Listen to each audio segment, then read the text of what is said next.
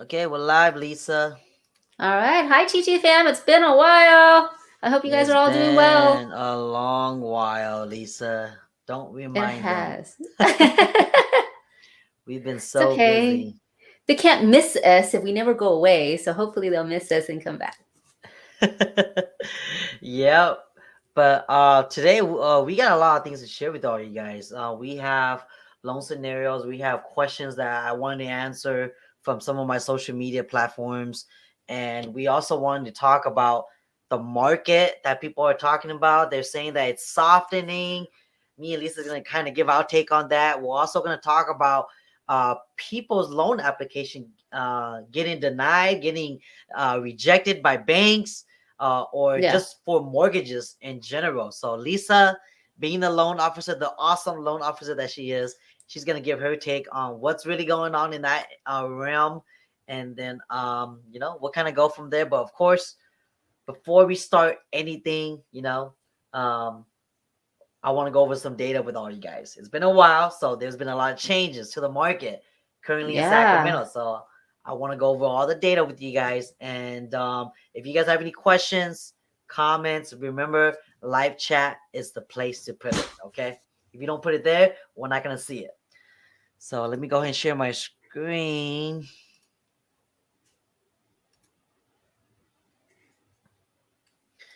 There it is. Okay. So, man, look at this. Last week, from this last week, homes that are for sale went up 0.1%. New listings went down like 10%.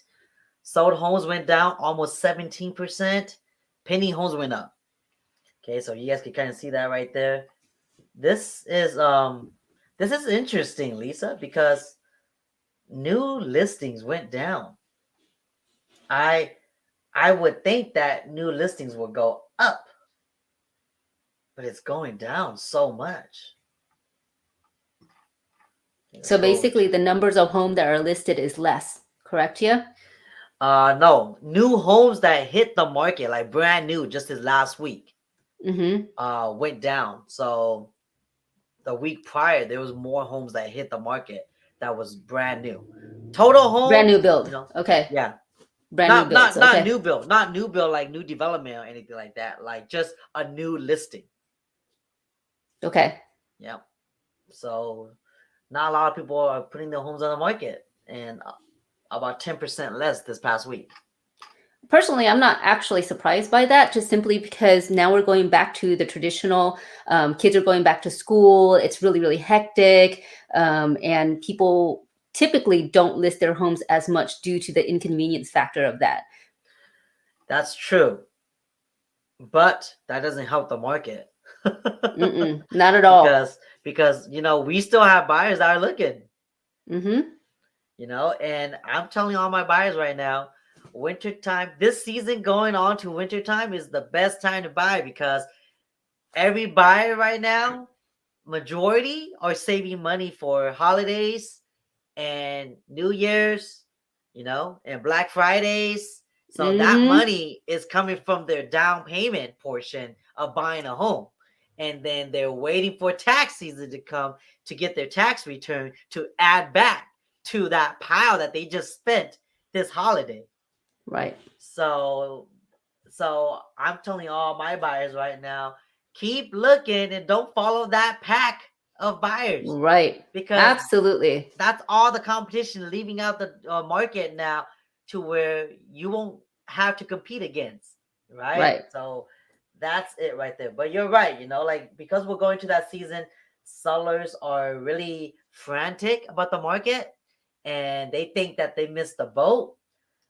But I'm even telling my sellers to not wait until after the holidays. I'm telling them to put their home on the market because just because there's less offers coming in doesn't mean that you're not going to get the price you want because there's still Right. people out there buying. Okay, Right. so speaking about that, let's go over sold price and days on the market. Okay. Oh, homes on the market, days on the market went up like 21 days now from 15 days. Yeah. This this past week it went up. I I honestly feel like this has a lot to do with loans. Do you Oh, for think so? sure. For sure. Everybody is super inundated right now. They're feeling the burn and everything like that. Some people actually went out of the business. They're burnt out, and our appraisers are burnt out. Everybody wants to break somewhere, somehow. We're all Hmm. human here, so it makes sense to me. Yep. So I feel like this homes being on the market a little bit longer. I mean, even though it's still fast, okay, 21 days is only Yeah. 3 weeks. Okay, it's still Yep. fast, but from the normal 15 days, 17 days, it's going up because of loans for sure. And we're going to talk about that later. And you guys are going to Yeah. know why we feel that's what's causing this to go up. Right. Okay. But 100% of homes are still getting what they're asking for. Until Mm-hmm. you start seeing this going down to like 90, 80, 70, then prices are still gonna not be as negotiable. Even with less traffic, sellers are still getting what they're asking for. Because look, when we go over here, you guys gonna see, like, I mean, sold homes went down, like 2% this past week. But if you look week by week right here on this red line, it's still pretty like stagnant, leveled until it takes a nosedive, like right here, where it's this green line making a nosedive right here. Then I won't be too worried about the price. This nosedive, Mm-hmm. let me talk to you guys about this nosedive. This is homes for sale. So Mm-hmm. these are probably those sellers that are trying to take advantage of the market, and they're thinking, you know what? Because homes are going by so fast, I'm gonna name my price, and I'm gonna put it on the Exactly. market for super high, even though it's not worth that amount. I'm gonna put it on for that amount, and then they Yep. don't get sold. Because look, sold price on average 579K, but these people are putting it on the market for like 1 million. Oh my gosh, that's Yeah. crazy, right? That's just within this last couple of weeks. So Yep. that's why every time, whenever I talk to a seller, Lisa, I'm always telling them, just because we're in the seller's market, do not mean you can name your price. Because majority Right. of people that are buying a home are getting a loan. And majority of Right. the people that are getting a loan probably don't have the extra 30, 40, $50,000 cash difference to pay you if it doesn't appraise. Because Right. every borrower, before they could buy a home, is subject to appraisals. Correct. Correct. So that's why you see this right here.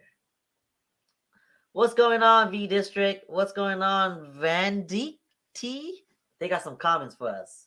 Oh, yay. Um, do V District says, do you think it's because the overpriced market or just loans? Mm, It could go either way. It can be yeah. overpriced too, because overpriced homes and loans are pretty like common.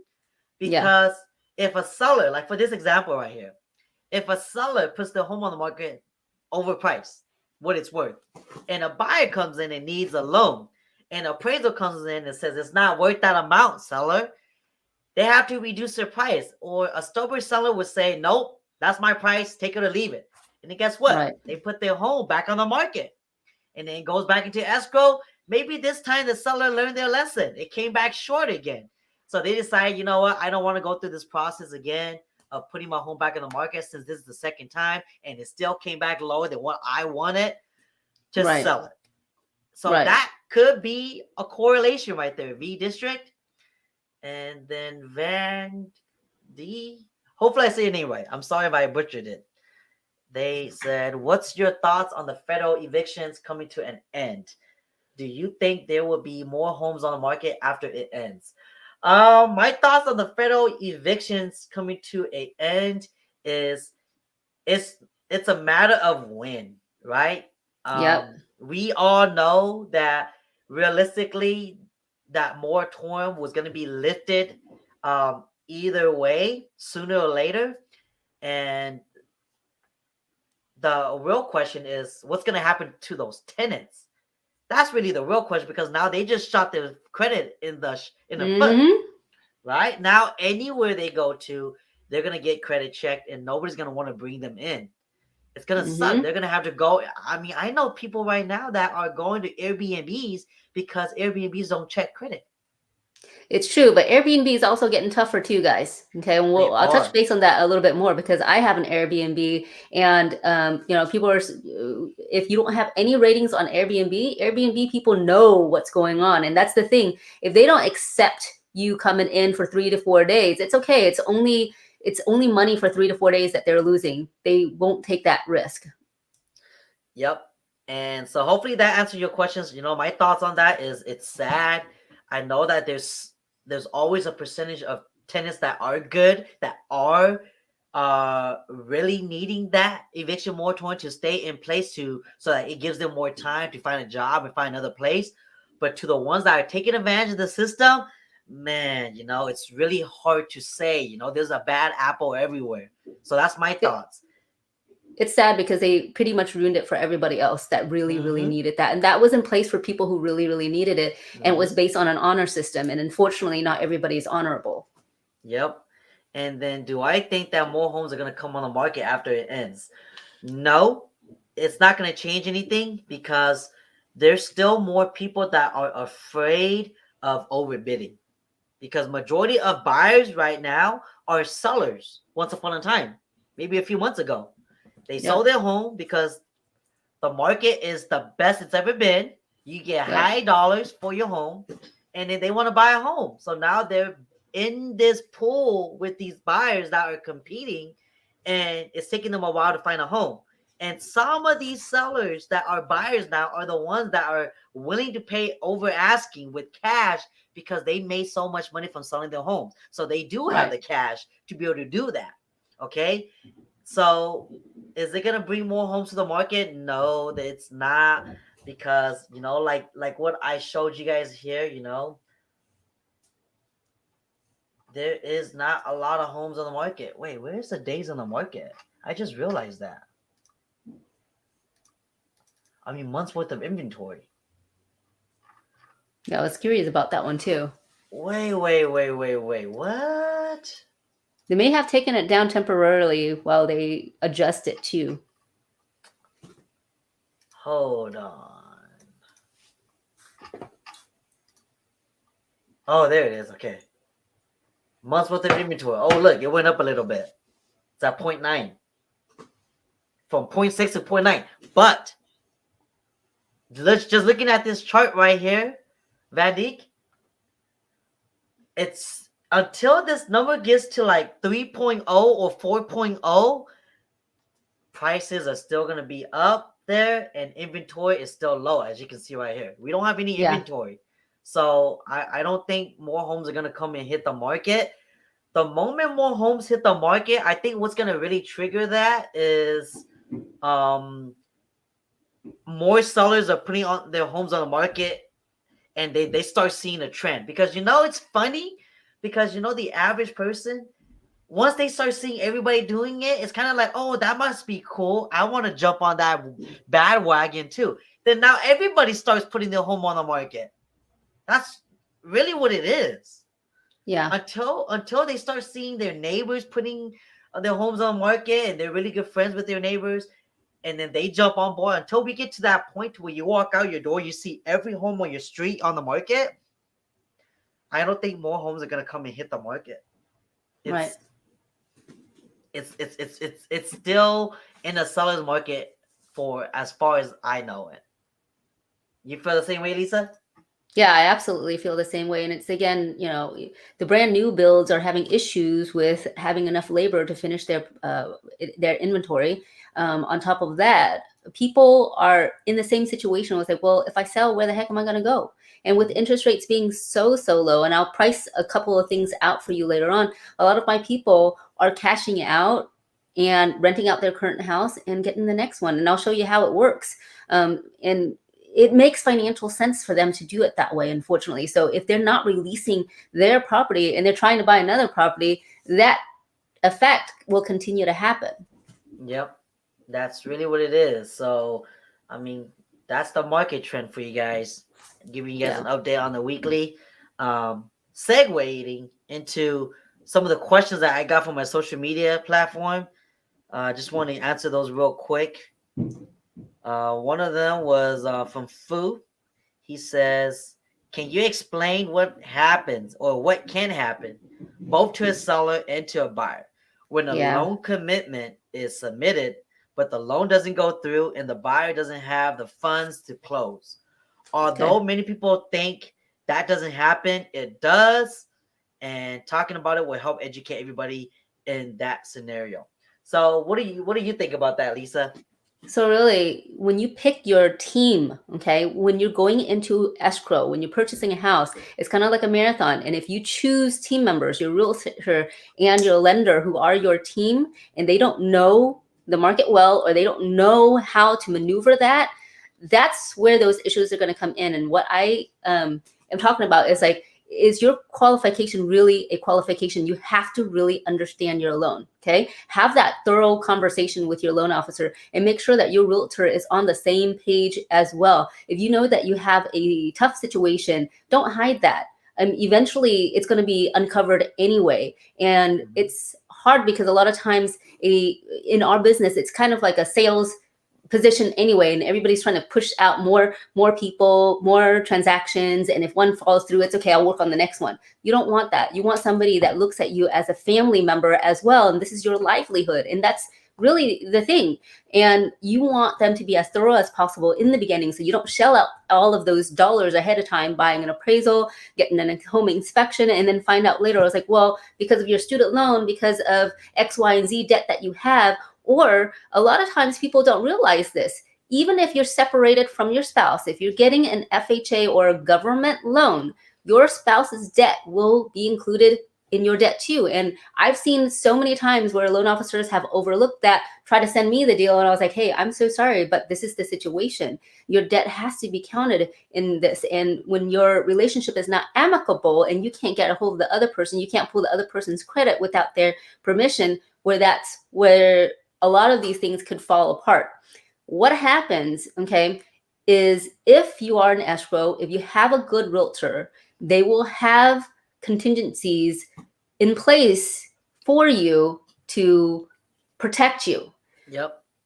Now, I've actually had quite a few incidences. I never recommend to remove all contingencies, even if your situation is perfect. You never know when your job's going to lay you off, and then that could hurt your situation too. But when you remove all of that, basically you're agreeing that no matter what happens, you're going to forego your earnest money deposit. And it can be anywhere from $1,000, $10,000, $20,000, no matter, depending on the area that you're purchasing. And that's a lot of money. I wouldn't want any of my people to ever forego that. And you're a good realtor who made relationships, who can negotiate very, very well without having to put your money at risk. That's who you really, really want to work with. Yeah. Going back to what Lisa was saying about the contingencies. So, a normal transaction, a buyer has three contingencies, okay?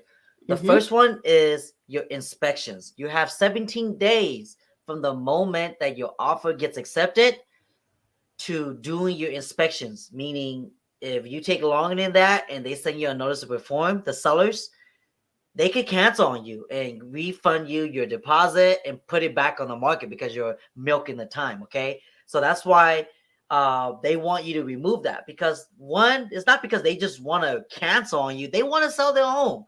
But the reason why that timeline is in place and why a seller sends a notice to perform to a buyer to remove that is they want to have assurance that you, the buyer, are still moving forward with purchasing their home and you're not just milking the time or not taking it seriously. Because, Correct. at the end of the day, we're all human and there's a reason why people are putting their homes on the market because they got to sell. And there's a reason why Yeah. people want to buy because they need to buy it. Okay, so after you've done your inspections, remember 17 days, okay, and you remove it, you can no longer use that excuse that, hey, something was wrong with the inspections, so that's why I'm canceling. You can no longer use that as an excuse to back out and get your deposit. But you do still have your other two contingencies, which is your appraisal. Appraisal is also up to 17 days from the moment your offer gets accepted, that way you can back out. Now, what this appraisal is for is when you buy a home utilizing a mortgage, if the home does not appraise for the amount that you offered at, then you could exercise your right and cancel if the seller doesn't agree to reduce the price.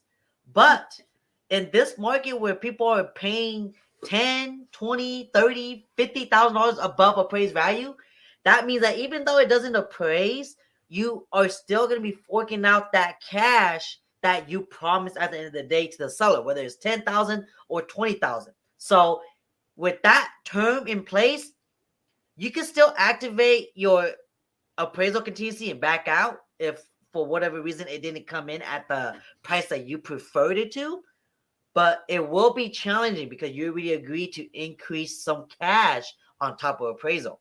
Now, let's say 2 of those are done. You can no longer use it. You have your loan. Like what Lisa was saying, if your loan contingency is up to 21 days from the moment your offer gets accepted, that's the timeline. Let's say interest rates change. From the moment you went in escrow, maybe it was 2.5, 2.75. And then all of a sudden on the 3rd week, it went up to like double that. I don't know. I'm just trying to throw a scenario here. And now your payments is doubled. You might not be able to afford that now. You could exercise your loan contingency right, cancel, and get your deposit back because you have that contingency. But that's just one of many reasons why people utilize a loan contingency to back out. Another reason could be that, they spent money on something they shouldn't have, and that money was supposed to go towards down payment. Now they don't have that money. That's why right now, whenever buyers are submitting offers, a lot of sellers are requesting that buyers show proof of funds, showing that they have that money in the bank account. If they say they're going to put 3% down, that bank account better have more than 3% because you got to account for closing costs, inspections, etc. Okay, so that's why sellers are asking for proof of funds from buyers that are submitting offers on their home, because they don't want to be that type of seller that is held up in escrow with a buyer, and at the end of the day, that buyer was not even qualified. Because there are banks out there that it's just a number. You're just a number for them. They're just running hundreds and hundreds of applications and hoping 1 out of the 10 is qualified. Yeah. That's how some banks do it. We're going to talk about the next topic soon on why some of these banks, on why like some mortgage applications right now are getting denied, getting rejected. So I think that's a perfect segue. Or did you want to share something? Well, I was going to talk about that anyway. So realistically, when you go, there are some lenders from what I'm hearing right now that they're strictening up their guidelines. Now, there is the federal guidelines from Fannie Mae and from Freddie Mac that all lenders have to abide by. Okay. And then certain banks are a little bit more conservative and then others. Those are called overlays. And certain banks have that to protect their risk factor. And right now, when there's an economic instability, they tend to tighten up a little bit. We had that happen when COVID first hit, where even Fannie Mae and Freddie Mac didn't know how to maneuver that. So they started to change the guidelines like almost overnight. And us as loan officers, it was very, very difficult. Luckily for us, Chia, we actually had one with that closed right before they changed the guideline. It was such a really, really beautiful blessing. We just got really super blessed on that. But a lot of my other colleagues and everybody who was already in the middle of the transaction, it didn't go through. And it was just so unfortunate for a lot of people. So be prepared for that. When there's an economic kind of like, hardship, then most banks will start tightening up their guidelines. I also heard from a couple of the people that are getting qualified through me, asking me, hey, do you charge anything for the consultation? I don't. I just feel like everybody deserves that chance to actually find out what they qualify for first. But there's a lot of banks out there that are starting to charge an application fee because there is a cost to do that. Every time we run credit and everything like that, it's about $50 per person to be able to do that. So some banks are putting that cost towards the consumers now to recoup that. Let's see here. If it's too good to be true, guys, there's a lot of online companies out there where you just have to enter some information. They might not even pull your credit, or they tell you, okay, we'll just pull a soft credit. This is where you might get into a lot of trouble. You think that everything is all perfect and everything like that, but if they don't crunch the numbers, if they don't manually do that for you and explain to you based on this situation. These are the guidelines of the type of loan that you're looking for. These are the options that you have of different loans that you can do. And they're just telling you, okay, you're pre-qualified. Here you go. Here's a letter. Go look for a house. You might want to be very wary about that. You want to learn about your own loan so that you know why you're approved and you know why you're not approved. So then it eliminates a lot of those pitfalls. Okay. Not If only you, that, but yeah. piggyback writing on what you were saying about knowing your loan scenario.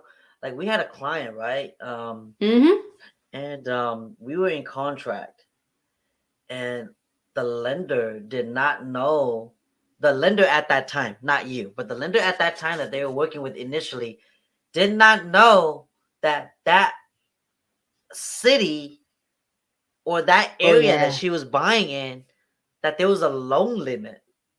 Yes. And because he didn't check that before we submitted the offer, we submitted the offer, we got it accepted. Client was super excited because we've been getting outbid by all these other homes, and we finally came across a home that she loved, and we got accepted. And 2 days in, we had to cancel, and she was devastated because the Yeah. lender did not do their job. They did not verify that city, did not do their due diligence, and did not educate themselves that that area, the loan limit was lower. And so even though she was well qualified above that price range, that area limited the loan amount that you could use that program on. So Right. we had to cancel, and that's just one example. So many things could go wrong during the loan process. And that's why Lisa's saying you got to know your scenario. Like, Right. if you're approved, but like I always hear the term pre-approved and pre-qualified, right? There's two different Yeah. terms. Those two things mean two different things, right? Absolutely. Absolutely. Can you So, share some more about that? yes, pre-qualification is what I, as a loan officer, usually pump out and everything. Okay, I've already seen that. Pre-approval is once the underwriter actually sees it and reviews it. And before, we would be able to do that ahead of you guys getting into escrow. But right now, they're so inundated; they don't want to touch any files really, until you actually go into escrow. So it's very important that you have a loan officer that knows the guidelines really, really well, so that you don't have to worry whether or not it's a pre-qualification or a pre-approval. Okay.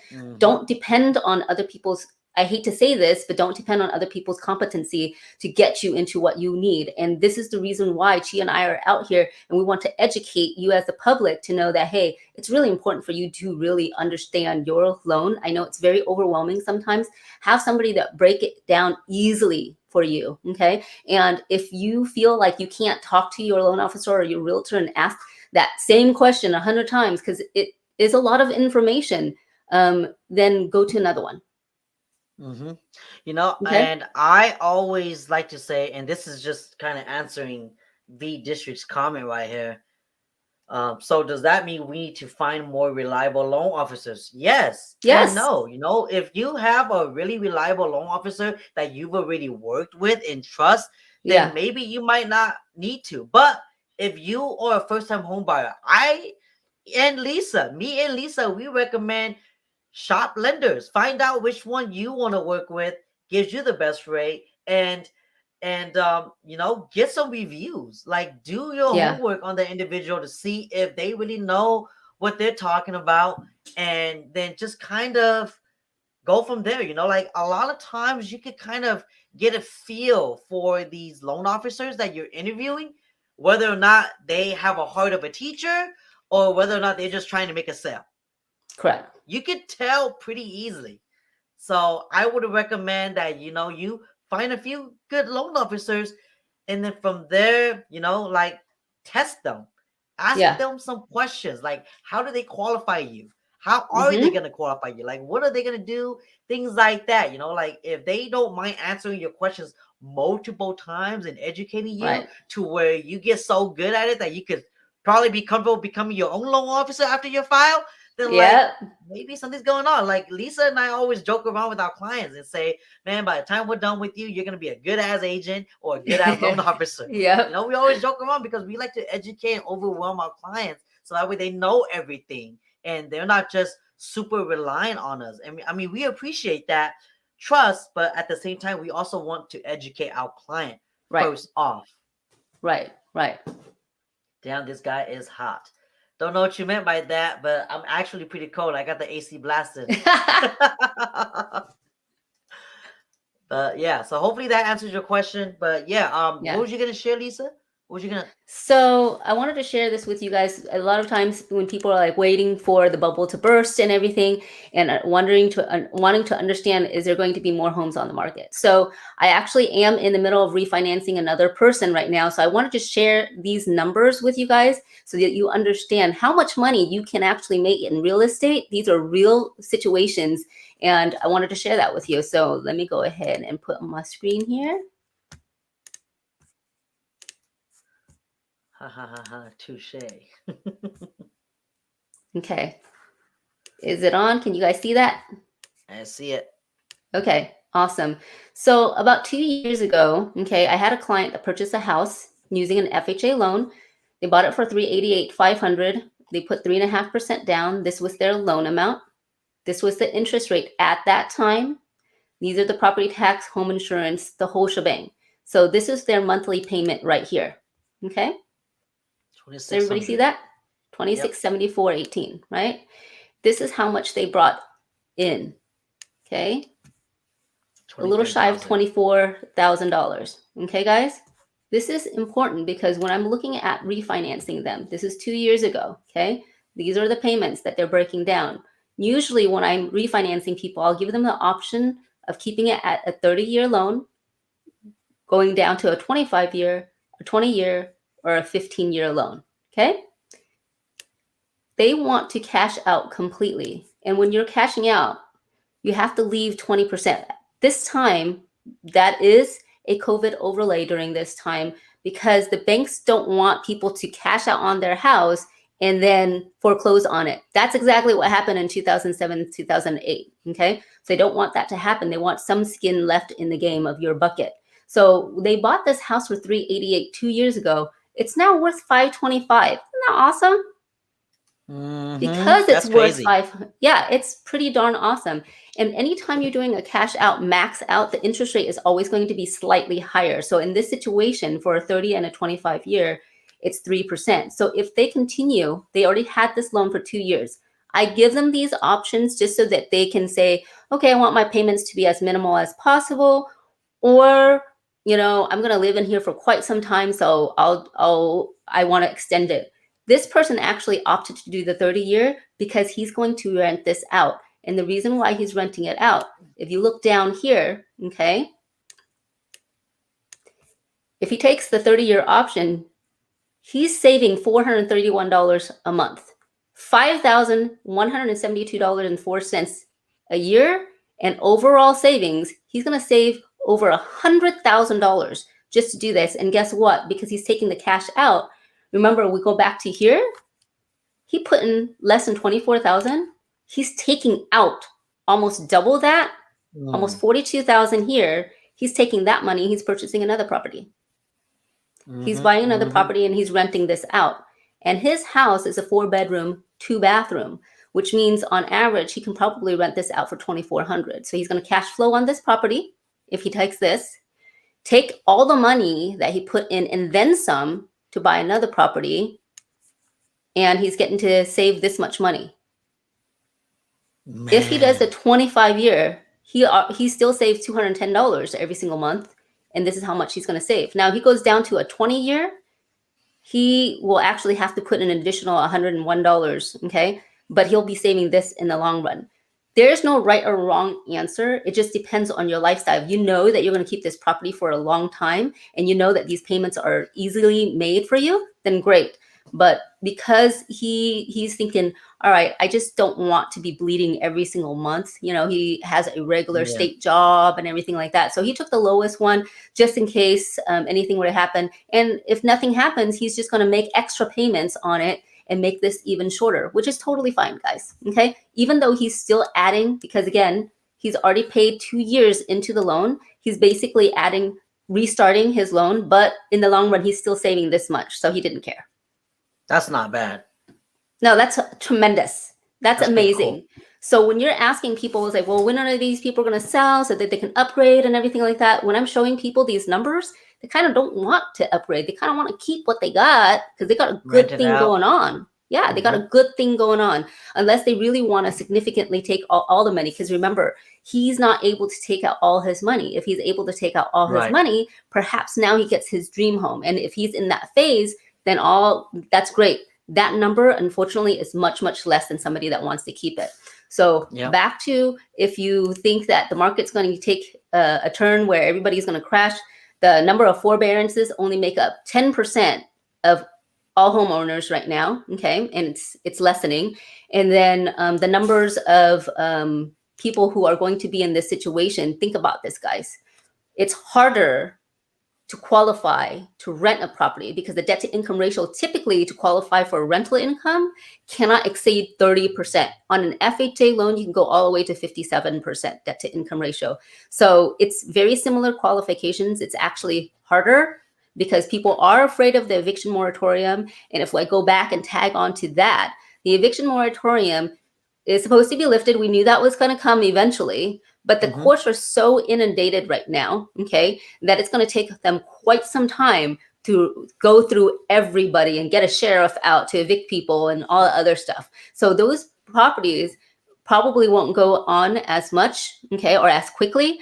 And with investors and everything like that too, if they can't afford it, unfortunately, then it might go into foreclosure. It's going to take a while for the bank to put it back on the market, and it might be a slow trickle because if the bank's holding on to it, like a lot of the hedge funds companies that bought a slew of homes back in 2008, they're holding on to that because they're renting it out. The other thing is too, guys, Pulte Homes, which is a big home builder, they're starting to do it on the other states already, and I wouldn't be surprised if a lot of the home builders here, they're going to build so that they can rent it out. They're not selling it. That's a possibility, guys. Mm-hmm. A lot of people are doing that Mm-hmm. because, again, inflation. Best way Mm-hmm. to hedge against inflation is one of them is real estate. Mm-hmm. So it does make sense on that kind of spectrum. Now, I kind of want to answer a question that kind of came in. This is Sure. from Palm 2402. How are prices still rising? Considering the government is shutting off all the money it's giving away, shouldn't prices be falling soon? Prices are going up on new builds like $5K a month. So that's Mm-hmm. two different things, okay? Prices are going up on new builds monthly because that's how often they're releasing their phases. New builds, if you don't know Palm 2402, every time a phase gets released, it goes up. Yep. So let's say, and this is where new builds make their money, y'all. Let's say a phase comes out. They probably have 1,000 homes for that community. But each phase, they only release like 4 or 5 homes. Yeah. So guess what? If you were there during the first phase, man, you bought a good deal new build. Yep. Always the best time to buy a new build is during the first few phases. But if you're buying it on the new phases coming up, guess what? The same house that the person bought phase 1, and now you're buying it in phase 50 or whatever. Oh my gosh, guess how much it went up in price. That's how new builds make their money. And not only that, with the lumber prices being the way it is, they're going to try to capitalize on that.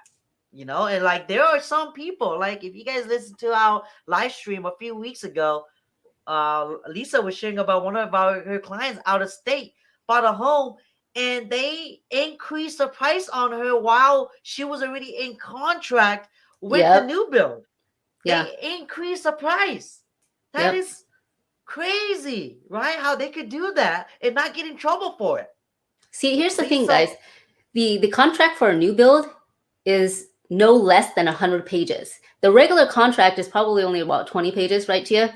And there's so much fine print that you probably the majority of the people don't read through the whole entire fine print. But one of the fine print says that, hey, if the cost to build a house, if lumber rises or anything like that, they say some really fancy words that's, you know, not as easy to understand, but that's exactly what it means. If any of that increases, and they don't tell you how much it increases by, right? They will put a premium on that. If it costs $6, you know, for lumber, they'll probably put another premium of $650, Yep. $7. You don't know that. And Yep. if you ever look at home builds and you look at all the upgrades, all the bells and whistles that they put in, they always put a premium on that. Yep. It's always much more expensive to do your renovations right off the bat because they're charging you a convenience fee. That's why they always offer or they always advertise the incentives. Hey, you go with Yep. our in-house lender, we'll give you $4,000 Mm-hmm. towards upgrades. But well, that upgrade was really a freaking like you really hustled the price so high to where $4,000 probably the price you upsold it for already. Yeah. Yeah. So it doesn't even matter. So that's kind of how they do it. Now, to answer your other question about home prices going up, shouldn't it be falling soon? Let me share this to you again in case you did not come on earlier. This is the data, okay? Palm 2402 in Sacramento County alone. We have 0.9 month worth of inventory. This is why prices are not falling anytime soon. Because we need this number right here to go from 0.9 to 3.0 at least before price will even consider to fall or stabilize. Right. Before that gets there, I don't see prices going down because it's just supply and demand, right? Well, right. Whenever people So want something so much, that's how it is. So basically what Chia is saying too is that because of the inventory, it's just a supply and demand, like you said, okay? And with that chart, it's basically for every home that's being sold, there's 10 people that are still wanting that home. In the summers, it was like probably 20 people that wanted that home. It was kind of crazy. So it has teetered off just a little bit because of the fall and kids are going back to school and some people are just getting a little bit discouraged. We have people that have been looking for a year, 2 years now, okay? And sometimes when you don't understand what you truly want and you're looking for that dream home, everything has to be perfect. If you're looking for perfection, that's where it might hurt you. Yep. Supply and demand. Mm-hmm. All right, next question. Nice description of the numbers. The numbers don't lie. Correct. Mm-hmm. That's why we like showing numbers to you guys. Yep. Caesar says, hello. Question. Does $34,000 total from buyer sounds about right on a $450,000 loan with 5% down and total closing costs? Lisa will prepare that for you and we will get back to your question. Okay, Caesar? Okay. Good info hashtag. Thank you, district. Chia, I can't see it anymore. Can you put on that question? Because I won't be able to. Okay, 450, 455%. All right. 455%. So is it enough for down payment and closing costs? Let me know when you're ready. Okay, I'm gonna go down these comments because there's a few. Okay. Palm 2402 says, I'm building in West Roseville right now, and man, I'm at the end of the first phase, and it's just going up. It's crazy, like 30K in the last 4 months. You know what's so funny, Palm 2402? If you are buying during the first phase, man, you're lucky. Freaking taking advantage of it, because you know what? That new build development is not done building. Wait, I know some investors that buy during first 2 phases, and when it gets to the end of the phase when it's done, and people are in line for homes because they're sold out, they put their home on the market and they sell it and make money within absolutely. a few months. That's a flip. I was actually going to say that. And you technically don't need. You don't even have to buy it, honestly. That was before. I don't know the builders are allowing that anymore now. I think they kind of caught on. But what happens was before, there was probably about usually 8 phases, right? And if you bought it in the 4th phase and beyond, it takes them about a year to finish building. So by the time the year rolls around, phase number 7, 8 is already rolled out. So what they do is they sell their place in line. So they just say, okay, you want my place and everything like that, give me an extra $30,000 and we're good to go. So they have a separate contract to do that. They're flipping the contract, not actually flipping the house. It was good money back then. Well, Palm 2402, here's what I would do if I was you. Go to your builder, sister, during the first phase and ask them how many phases do they expect there to be. From there, you can do the math. If they're going up 30,000 every month and every 2 weeks there's a new phase, do the math, man. You might make a good chunk of change on your first phase home that you just bought. So good for you. You came in during a good time. Yep. So let's go back to Caesar. Caesar, you mentioned earlier 450,000, Yep. 34K total. Yeah, that's about right. It's going to be roughly about 32 to 35,000. Okay. There you go. Give or take 32, 34. It's about right. Whoever gave you that quote is giving you the right numbers. They're Yep. buffering.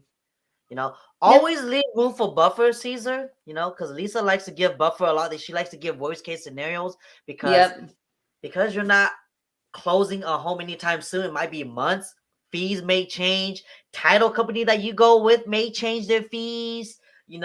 There could be a lot of things. And depending on how the negotiation goes between you and the seller, on who's paying what, escrow, title, taxes, owner title insurance, your fees are gonna vary. So what me and Lisa like to do is kind of prepare like a estimated net sheet for Yeah. our clients, so that way they kind of have an idea what the numbers can be.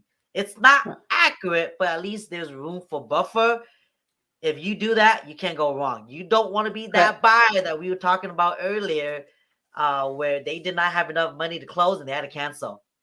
Yeah. And that's the other thing too, guys. This is the whole reason why some loans will fall through in the middle of escrow. If you don't buffer any wiggle room at all. You never know what's going to happen. If the appraisal comes back shorter, you're going to have to put in a little bit more. Always have a little bit of side money, because if you don't need that side money, guess what? It stays in your pocket, which is a great, great thing. Yep. Yep. That's true. Buffer is so important, especially you're really trying to buy a home. Don't screw up your own scenario. That Yes. would be devastating. Okay, so don't do Yes. that. Yes. Don't buy furniture before you even get the Yes. house. Don't Wait schedule any contractors. Don't do any of that stuff until, it's all you done get the and ready. keys. Until you get the keys. Yes. Yes. Yes. All right. Palm 24 too. I haven't even been able to pay my lot premium, and every month I don't lock in. I lose 5K, and they offered 8K in closing, which doesn't even matter anymore. Yeah. It's Yeah. tough because maybe the reason why your lender isn't locking in your rate is because the home isn't ready. And a lot of times there's an expiration date on locking Yes. your rate. So that's probably why they haven't locked in your rate. If you want to lock it now and your home's not ready till like 6 months down the road, it's a gamble, because what if 6 months down the road rates are a lot lower than today? Yeah. Or vice versa. It's a double-edged sword. What if it gets 2x what you have today? You see, but they can't really lock it in until it gets closer to like 60 or 45 days of projected close time. Yeah. That's how it is, right, Lisa? Yeah. And honestly, most of the time, if you want the best rate, you don't want to lock for past 30 days anyway. Okay. If you Unless the, want the the best market. closing fees, yes. Right. Right. Yep. So that's probably why they haven't locked in your rate yet, is because of that. So depending on when your home actually is projected to close, Palm 2402 is gonna vary on when you want to lock in your rate. Okay, but talk to your lender. Your lender's gonna know what's best for your scenario. Pros, cons. Hey, pros, cons. I remember you.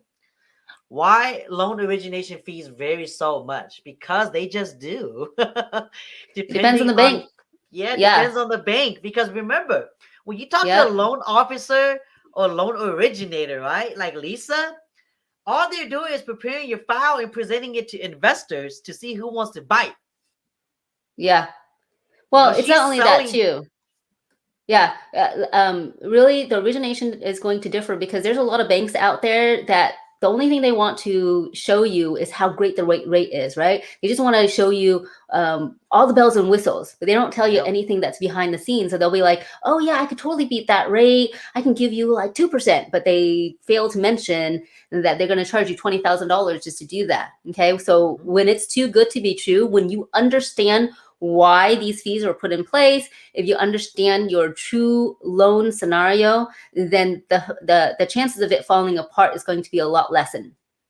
That's why I always encourage buyers to ask for the findings fees of how much their net's gonna be if they're going with that lender. Like, let's say Correct. you got a quote from a lender or three different lenders because you're shopping around, because you're listening to what me and Lisa are recommending you to do, and you found three lenders. Ask them to give you their closing costs of doing business with you.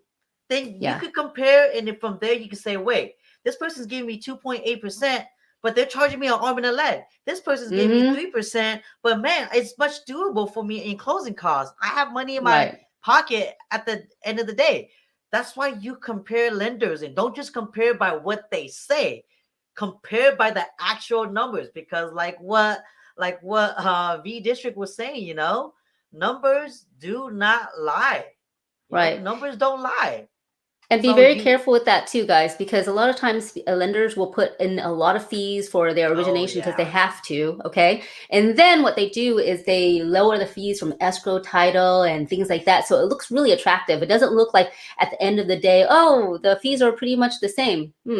But you have to understand that lenders do not control title escrow fees at all. Yep. So they can estimate low, and then all of a sudden you're gonna come into escrow. You're like, what? I need $5,000 more. And that's, again, the really We've seen that. one of the situations that We've seen that, people yeah. can't afford the situation. Okay. So when you're looking at all of that, look at what is actually the lender's fees. Everything else, doesn't matter what lender you go to, is going to be the Don't same matter. regardless. Okay. Yep. But I like to pad things a little bit high so you're super prepared. Okay. Because you never know who the seller is going to choose as a title and escrow company. They are the ones that are going to choose that. And sometimes it just happens to be a more expensive company. It stinks, but I've seen that happen. And especially for new builds, for brand new builds, the title and owner title fees are much, much higher. Everything on a brand new build is a lot higher. So if you are looking for a house and you get discouraged, or like, you know what, I'm just going to try this brand new build. Brand new builds, the property tax usually are much higher because they have a tapped on Melrose. And then on top of that, all of their title and escrow fees, they will require that the buyer pays for everything. All of it. Yep. It's Everything, and then non-negotiable. some. Right. It's absolutely non-negotiable. So you're going to have to take a look at all of that, compare it apples to apples, compare it line to line. And a lot of times it is a little bit confusing because everybody's spreadsheets look a little bit different. So it can be Yep. quite overwhelming. For me, it's actually quite simple. I like to take a look at it. If you have a quote and you want me to give you a second opinion, I just put it line by line, this lender A, lender B, there it is. That way it's very, very simple and very easy for you to see. As long as you guys know the terminology. Sometimes I think first-time home buyers get lost with the big words, right? Like, what is origination fees? What is points? Did I just win a high score on this game? Like, what game did we just play? Like, what are points? So the terminology is what confuses a lot of buyers. And as long as you know the terminology is what to look out for, everything else like the escrow fees, the transfer taxes, owner title insurance, none of that means squat. Just pay attention to the lender fees, origination fees, points, etc. Whatever it is that the lender is charging, just compare those fees. Then you will be in good hands. Right. Now, if you have a lender that doesn't break that down for you and just say, oh, this is how much it is, this is the clump and everything like that, and doesn't want to share that with you, that is a red flag. Okay, so let me share with you a couple of other red flags that you want to look for. If the lender's only giving you one option legally, we're actually supposed to give at least two options. Okay, so if they're only giving you one option, even if it's an option that you kind of don't qualify, they have to explain to you why you won't qualify for that. Or even if the option two, a lot of times I've seen it where lenders, they don't necessarily want to hide anything, but because in their opinion, it is your best interest not to get a certain type of loan, which might be absolutely the case, but they still have to, by law, explain that to you so that you know, oh, okay, I understand why I can't qualify for conventional. I have to default back to FHA. That's totally okay too, okay? The other thing is if you feel like you're not comfortable for some strange reason, every time you ask a question, if they feel annoyed or they just brush it off or they go around about and answering your questions or something, that's absolutely a red flag. Okay. Everybody, it's very easy to sell easy things. It's very easy to sell the bells and whistles and all the beautiful stuff. It's not as easy talking about all the numbers, talking about all the fees, and knowing that you're going to get rate shock from another lender. Okay. Not the best lenders aren't always the one that gives you the lowest rate. Just think about if you're going to Nordstrom versus you're going to Walmart. Nothing on Walmart, it's great companies still, right? But when you want quality, you think of higher end, and those higher end products will also come with a higher cost. Okay, so if you want the service, if you want the lender that will be with you throughout your life and actually strategize with you to find out what the best one is, you probably want to go with somebody that can break things down for you. All right, next question. Left level, I'm lucky. Well, shoot. Yeah, you're lucky, Palm. Oh, they have another 2,000 homes coming in after us. Yeah, see, so if there's a lot of new phases that are coming after you, then hold on to that property. You might have a potential flip if you so choose. V District says, do you think prices will stabilize now since it's at climax or close to climax? Do you think price has climax for Sacramento? Going back to that data chart that I was showing earlier about inventory, until inventory goes from 0.9 to 3.0 month worth of inventory, I don't see prices even being close to climax. Yeah, I mean, yeah, the gist of it is, if the supply is continuously lower than the demand by a long shot, which it is right now, that's not going to drop. It's just there's too many people who want it. Yep, there's still too many people out there. And, like a lot of these tenants, because earlier I think it was you that asked if the eviction is lifted, is there going to be more inventory? There might be more buyers, because now these tenants, they're tired of going from apartment to apartment, rental to rental, and they're like, you know what? Screw this. I'm going to buy a house. More buyers now. That doesn't help the cause of the market right now. We don't need more incentives for buyers. We need more incentives for homes being put on the market.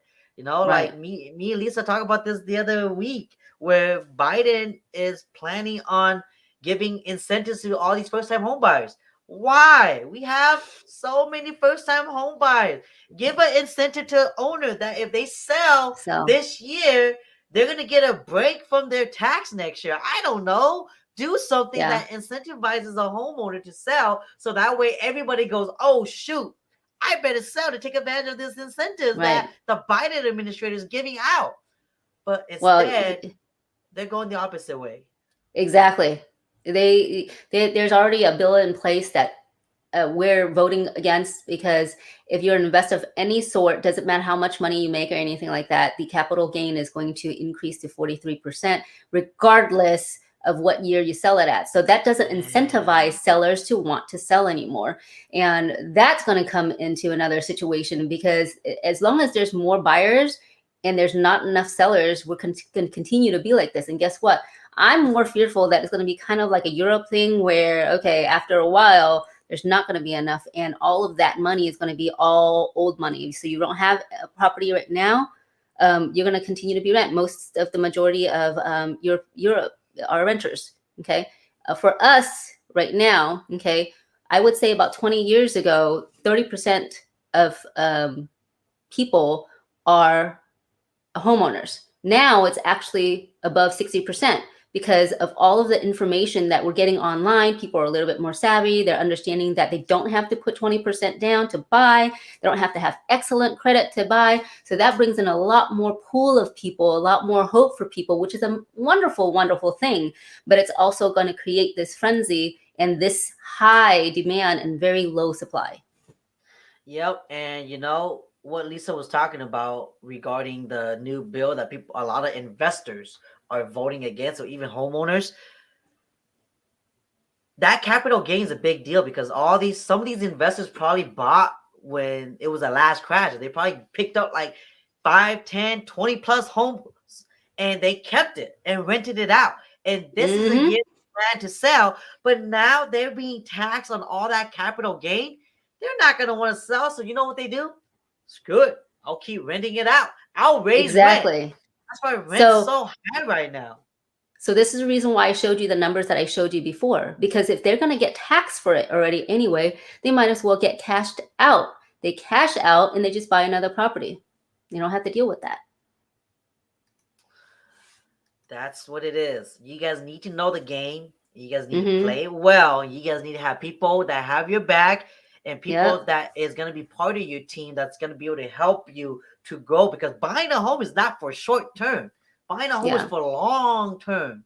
Like you buy it today, think about the plans you have for 5, 6, 10+ years from now.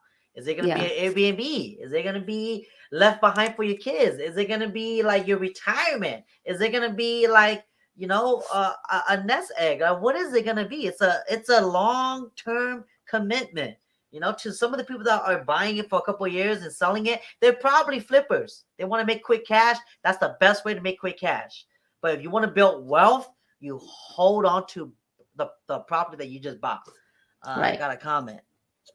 P District says, I felt like I got ripped off from Better Mortgages because they didn't act like real loan officers. Mm. All they wanted was papers and kept pushing the closing date like an automated refinance. Sorry to hear that, V Yeah. District.